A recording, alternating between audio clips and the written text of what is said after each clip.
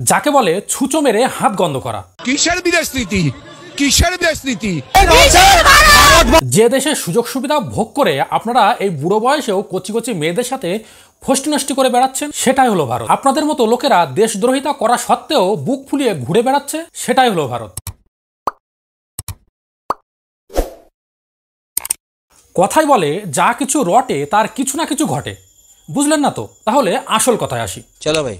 CPIM এর একজন অত্যন্ত সৎ, চরিত্রবান এবং ইনোসেন্ট নেতা হলেন তন্ময় ভট্টাচার্য। তোবা তোবা তোবা, তারা মুড খারাপ করে দিল। মাত্র কদিন আগেই ইনি একজন মহিলা সাংবাদিকের কোলে চড়ে বসেছিলেন।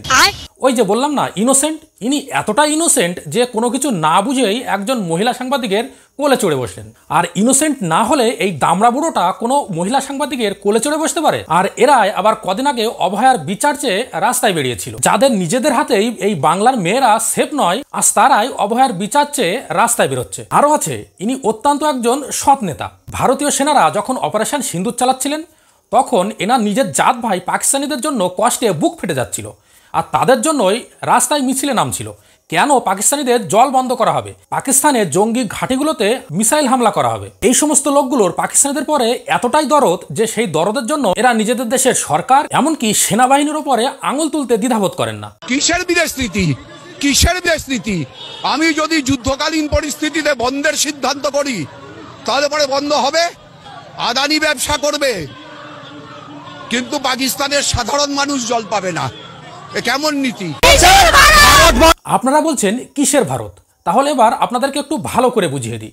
যে মাটির উপরে দাঁড়িয়ে ভারত বিরোধী কথা বলে এবং পাকিস্তানিদের জন্য মিছিল করা সত্ত্বেও এই দেশের জনগণ আপনাদের কুত্তা হচ্ছে না, সেটাই হলো ভারত। যার বাতাস থেকে নিঃশ্বাস প্রশ্বাস নিয়ে এবং যে দেশের জল খেয়ে আপনারা বেঁচে আছেন, সেটাই ভারত। ভারত থেকে ভারত বিরোধী কার্যকলাপ চালাচ্ছে, ভারত বিরোধী মিছিল করছেন, তা সত্ত্বেও আপনাদেরকে দেশ বলে জেলে ভরছে না, এটাই ভারত। এত কিছু করার পরেও রাস্তায় বেরোচ্ছেন, অথচ রাস্তার জনগণ আপনাদের মুড়ো ঝাঁটাতে পেটা ভাবছেন আপনাদের কপাল ভালো না, এটাই ভারত। ভারত সরকার যে কেন ব্রহ্মস আপনাদের মতো অপদার্থগুলোকে পাকিস্তানে পাঠাচ্ছে না, সেটাই ভাববার বিষয়।